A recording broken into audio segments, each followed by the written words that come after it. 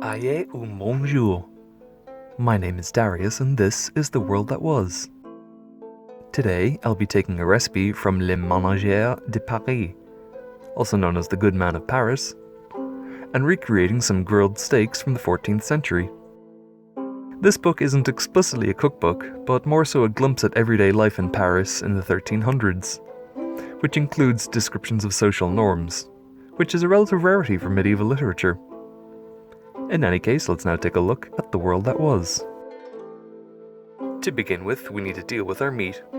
Start by seasoning each side with some salt and some freshly ground black pepper. The original recipe claims that venison could also have been used here, but since that's a bit outside of most people's price ranges, beef is a very common substitute. In any case, when your meat has been seasoned liberally, set this aside while you make your basting sauce. Next, cut an orange in half and juice it using a juicer, if you have one.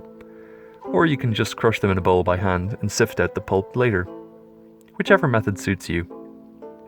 Seville oranges are also known as sour oranges, but if you can't get your hands on these, then any old regular orange will work just as well. Just add another teaspoon or two of lime juice to even it out.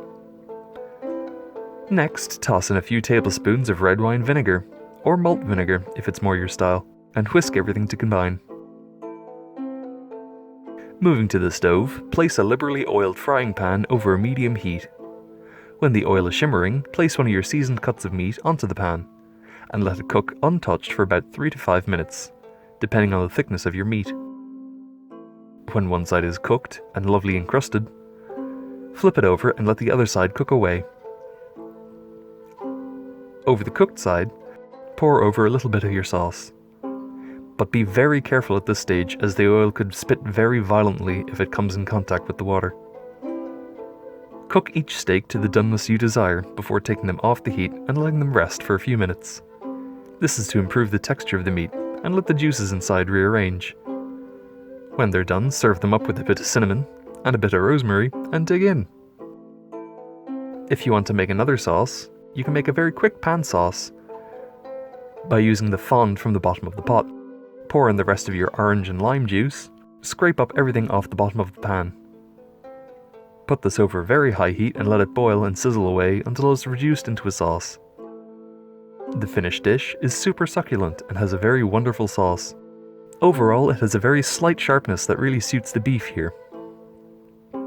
Though this is a very simple way of cooking, using very few seasonings and aromatics, in comparison with other recipes around the same time period, this can easily be combined with a multitude of other side dishes, such as onion soup or a pottage of some kind. The medieval period saw a marked increase in the amount of written sources we have for the use of oranges in recipes, in contrast to antiquity, and indeed late antiquity, where oranges were misconstrued with other citrus fruits, all of which seem to be considered too sour to be used frequently, apart from the odd recipe here and there.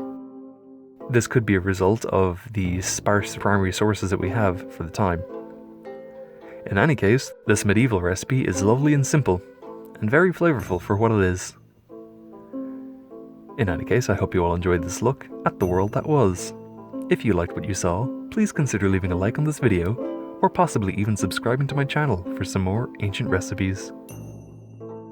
Or if you'd like to support me more directly, I've left a link to my Patreon in the video description. Thank you again for watching.